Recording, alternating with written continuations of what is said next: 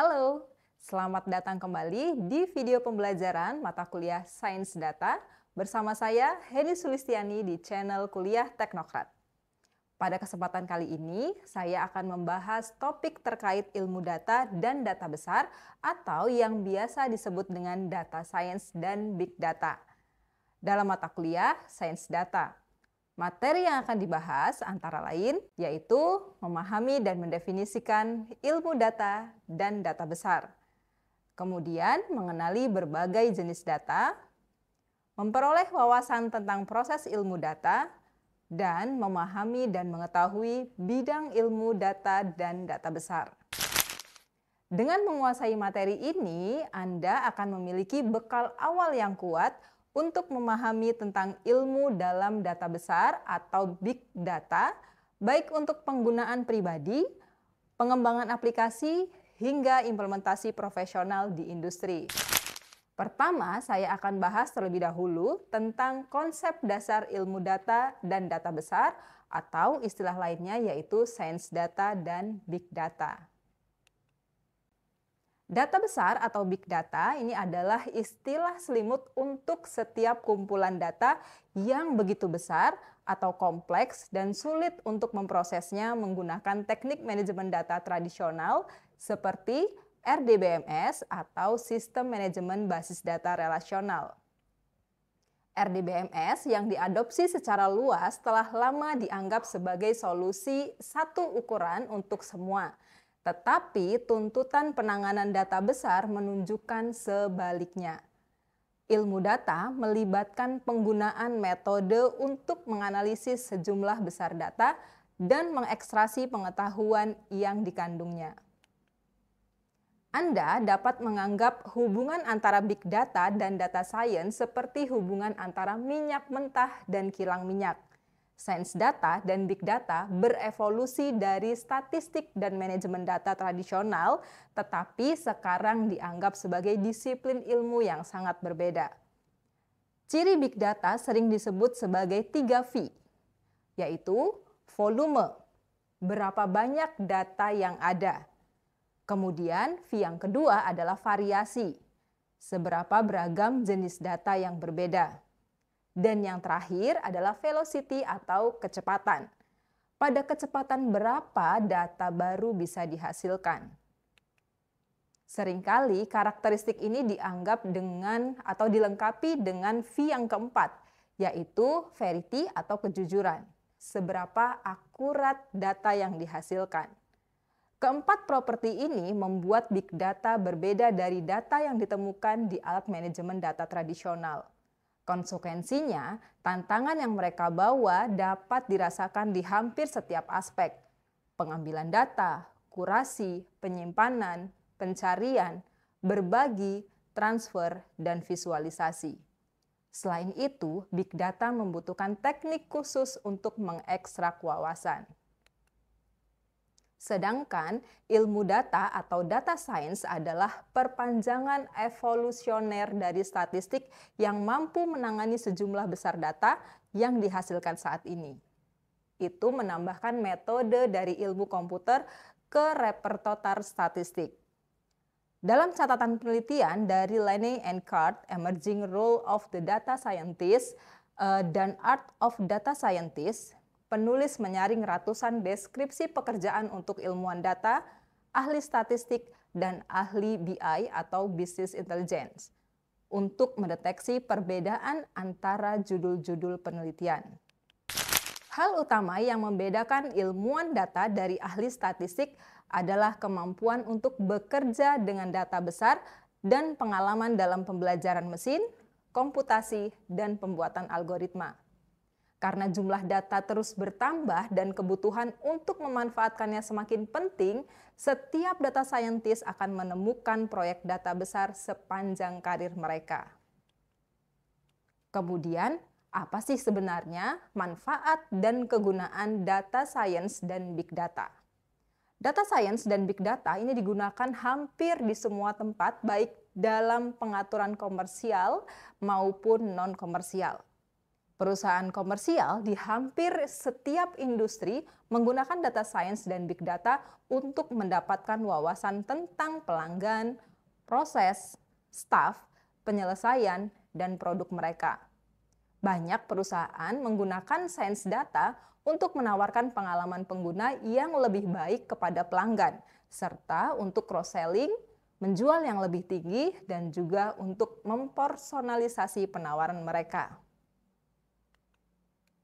Lembaga keuangan menggunakan data science untuk memprediksi pasar saham, menentukan resiko meminjamkan uang, dan mempelajari cara menarik klien baru untuk layanan mereka.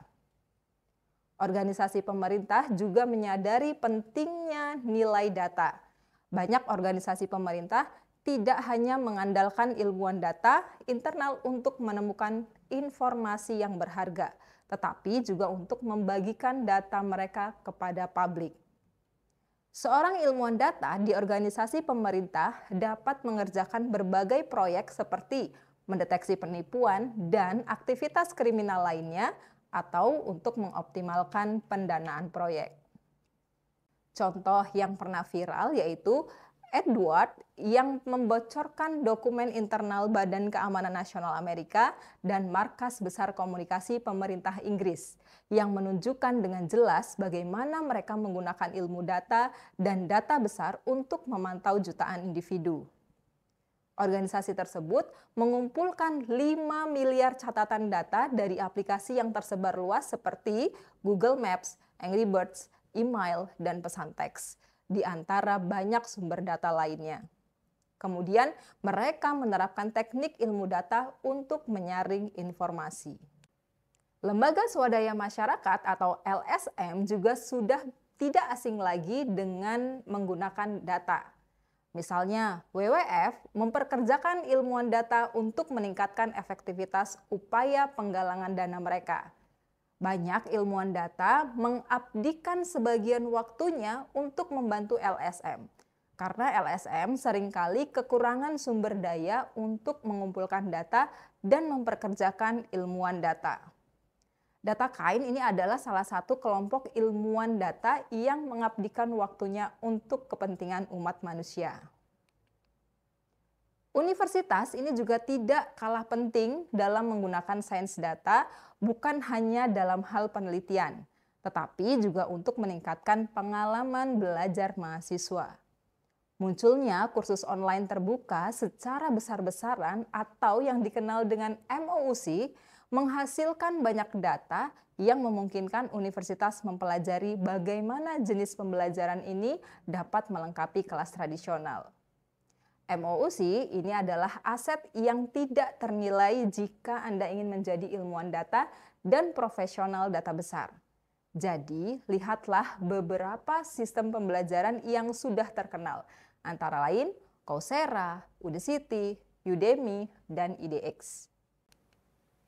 Jadi, data science dan big data ini memiliki manfaat dan kegunaan yang sangat luas dan berdampak besar di berbagai sektor.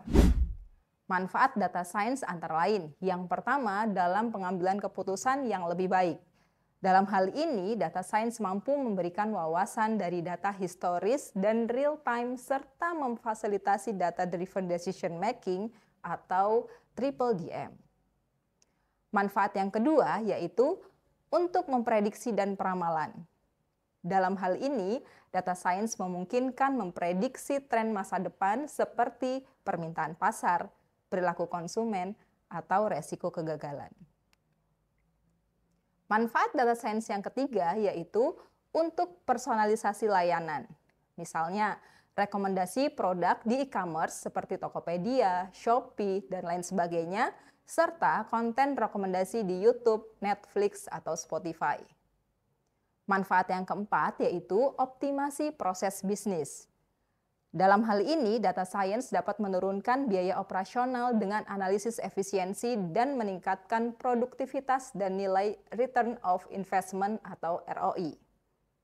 Manfaat yang kelima yaitu deteksi anomali dan juga penipuan. Misalnya, untuk deteksi fraud di perbankan atau e-wallet dengan analisis pola transaksi. Manfaat yang keenam yaitu sebagai tools untuk pemahaman perilaku pengguna melalui analisis sentimen dari media sosial dan segmentasi pelanggan. Manfaat data science yang terakhir yaitu otomatisasi proses. Dengan menggunakan teknik machine learning dapat digunakan untuk otomatisasi tugas rutin atau predictive maintenance. Sedangkan manfaat dari big data antara lain yang pertama yaitu mampu menangani jumlah data yang besar. Dengan menerapkan big data kita dapat menyimpan dan menganalisis data dari berbagai sumber seperti sensor IoT, log system, media sosial, dan lain sebagainya. Manfaat yang kedua yaitu real-time analytics.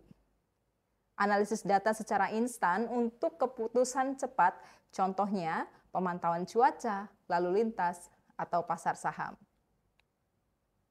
Manfaat yang ketiga yaitu integrasi data dari banyak sumber. Melalui proses menggabungkan data dari sistem yang berbeda seperti ERP, CRM, dan IoT untuk insight yang menyeluruh. Manfaat yang keempat yaitu dukungan terhadap inovasi produk dan layanan yang dapat mendorong pengembangan produk baru berbasis kebutuhan pasar yang teridentifikasi dari data. Manfaat yang terakhir dari big data yaitu pengelolaan resiko yang lebih baik melalui identifikasi dan mitigasi resiko dalam proses bisnis atau keamanan teknologi informasi. Secara ringkas, perbedaan antara data science dan big data dapat dilihat pada tabel berikut ini.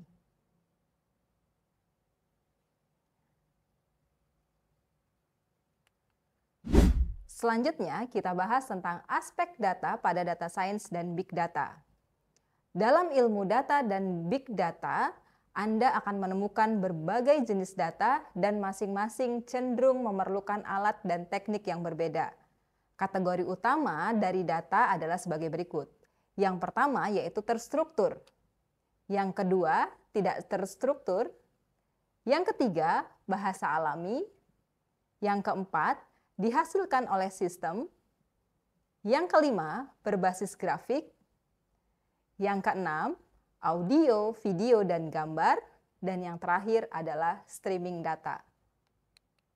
Tahukah kalian tentang data terstruktur? Yuk, tuliskan jawaban kalian pada kolom komentar ya. Data terstruktur ini adalah data yang disimpan dalam format yang telah ditentukan dengan jelas, seperti tabel, baris, dan kolom dalam basis data. Data ini mudah diproses menggunakan bahasa query seperti SQL, karena memiliki skema tetap atau struktur data yang konsisten, dan tipe data yang jelas mulai dari angka, teks, hingga tanggal, serta keteraturan yang tinggi. Contoh dari data terstruktur misalnya sistem seperti di Sistem Informasi Akademik atau di SIAKAD terdapat banyak tabel dengan data terstruktur, seperti yang dapat dilihat pada tabel berikut ini. Data terstruktur adalah tulang punggung dari sistem informasi modern, termasuk sistem informasi akademik, keuangan, pemerintahan, dan perbankan. Karena bentuknya yang teratur, data ini sangat cocok untuk proses otomatisasi, pelaporan, dan analisis kuantitatif. Selanjutnya adalah data tidak terstruktur. Data tidak terstruktur ini adalah data yang tidak mudah disesuaikan dengan model data karena kontennya spesifik konteks atau beragam. Berikut adalah contoh tampilan dari data terstruktur.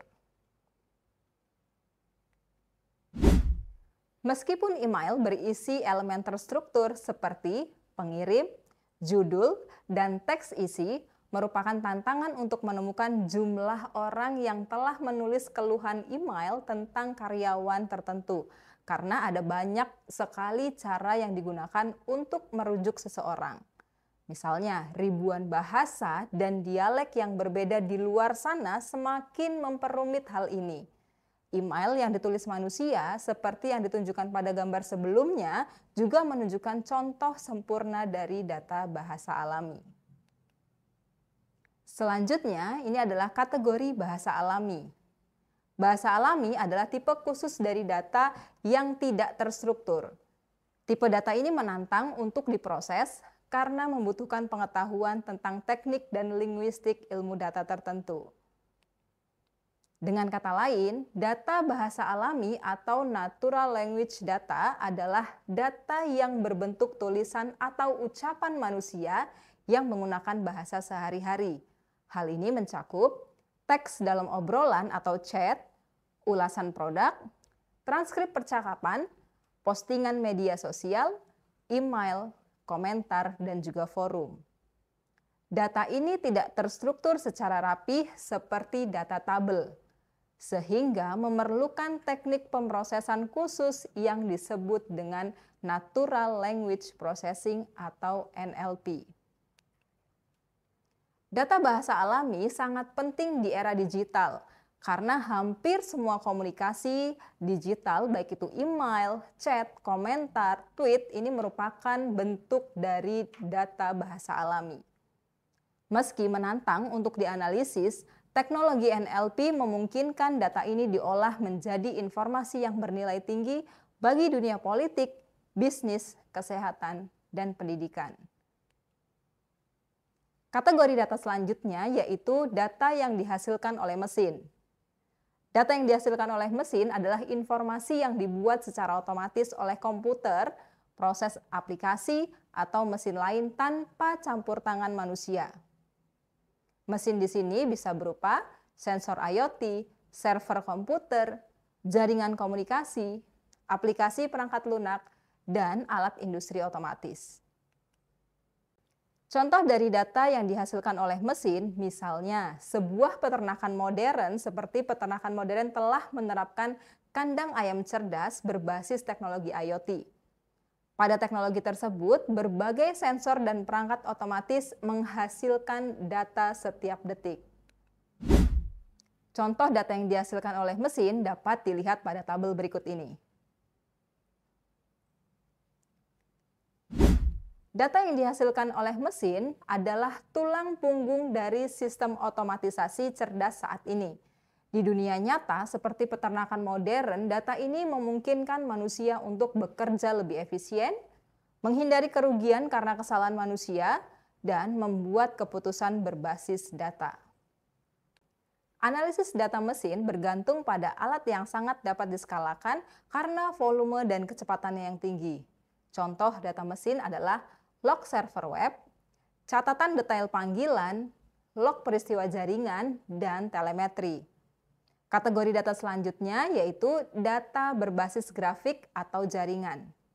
Data grafik ini bisa menjadi istilah yang membingungkan karena data apapun dapat ditampilkan dalam bentuk grafik. Dalam teori graf adalah struktur matematis untuk memodelkan hubungan berpasangan antar objek. Singkatnya, data grafik atau data jaringan ini adalah data yang berfokus pada hubungan atau kedekatan objek. Struktur grafik ini menggunakan node, tepi, dan properti untuk mewakili dan menyimpan data grafis. Data berbentuk grafik adalah cara alami untuk merepresentasikan jejaring sosial dan strukturnya yang memungkinkan Anda menghitung metrik tertentu seperti pengaruh seseorang dan jalur terpendek antar dua orang. Misalnya, di LinkedIn Anda dapat melihat siapa yang Anda kenal dan dari perusahaan mana. Kekuatan dan kecanggihan berasal dari beberapa grafik yang tumpang tindih dari node yang sama. Misalnya, bayangkan tepi penghubung pada jejaring atau node adalah untuk menunjukkan teman di Facebook.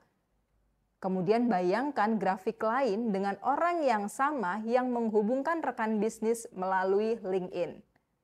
Bayangkan grafik ketiga berdasarkan minat film di Netflix. Tumpang tindih tiga grafik yang tampak berbeda memungkinkan pertanyaan yang lebih menarik. Visualisasinya dapat dilihat pada gambar berikut ini. Kategori data berikutnya yaitu audio, gambar, dan video. Audio, gambar, dan video adalah tipe data yang menimbulkan tantangan khusus bagi ilmuwan data. Tugas-tugas yang dianggap remeh oleh manusia seperti mengenali objek dalam gambar ternyata menjadi tantangan tersendiri bagi komputer. Sebagai contoh, beberapa waktu lalu jagat media sosial dihebohkan oleh video seorang tokoh publik nasional yang sedang memberikan klarifikasi penting terkait isu politik panas. Video itu menyebar cepat, ribuan komentar, jutaan viewers masuk headline di berbagai portal berita. Namun, tak lama kemudian muncul keraguan. Benarkah video ini asli? Warganet mulai berspekulasi, sebagian merasa ada yang janggal dari gerakan bibir, pencahayaan wajah, bahkan intonasi suaranya. Banyak yang menduga video ini adalah deepfake. Para ahli forensik digital pun turun tangan.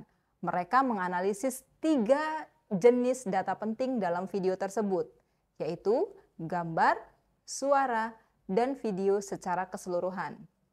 Setelah dilakukan analisis mendalam, ternyata benar video itu bukan asli, melainkan hasil rekayasa teknologi. Dari kasus ini kita dapat mengetahui bahwa bagaimana data science bisa membantu kita dalam membongkar kebohongan digital yang terlihat nyata. Kategori data yang terakhir yaitu streaming data. Streaming data adalah aliran data yang dikirim dan diproses secara real-time atau hampir real-time, biasanya secara terus-menerus dan dalam jumlah yang besar. Contohnya bisa berupa sensor IoT, klik pengguna di web, transaksi keuangan, data video atau audio siaran langsung, dan pergerakan kendaraan GPS. Streaming data bukan hanya tentang kecepatan data masuk, tetapi juga kemampuan sistem untuk memproses dan merespons secara langsung. Kasus Google Maps dan Waze adalah contoh nyata dan masif di mana streaming data menyelamatkan waktu, bahkan mungkin nyawa. Sebagai penutup dari materi kali ini, dapat disimpulkan bahwa data science dan big data adalah pondasi utama dalam pengolahan informasi di era digital. Dengan memahami konsep dasar, jenis-jenis data seperti data terstruktur, tidak terstruktur, bahasa alami, data mesin, grafik, multimedia, dan streaming, kita memperoleh wawasan yang luas tentang bagaimana data dikumpulkan, dianalisis, dan digunakan untuk menghasilkan keputusan yang cerdas. Kita telah melihat bahwa data tidak hanya sekedar angka dalam tabel, tapi juga bisa berbentuk suara, gambar, bahkan percakapan manusia yang semuanya bisa menjadi sumber insight yang sangat berharga bila dikelola dengan pendekatan sains data. Harapannya, materi ini bisa menjadi bekal awal yang kuat bagi Anda untuk memasuki dunia data science lebih profesional, baik di ranah akademik, industri, maupun dalam proyek riset ke depan. Jangan lupa untuk membaca referensi tambahan, berdiskusi di forum kelas, dan tetap semangat dalam menjelajahi dunia data. Terima kasih telah menyimak video ini. Like, komen, dan subscribe channel Kuliah Teknokrat ya. Sampai jumpa di video pembelajaran berikutnya. Salam sang juara.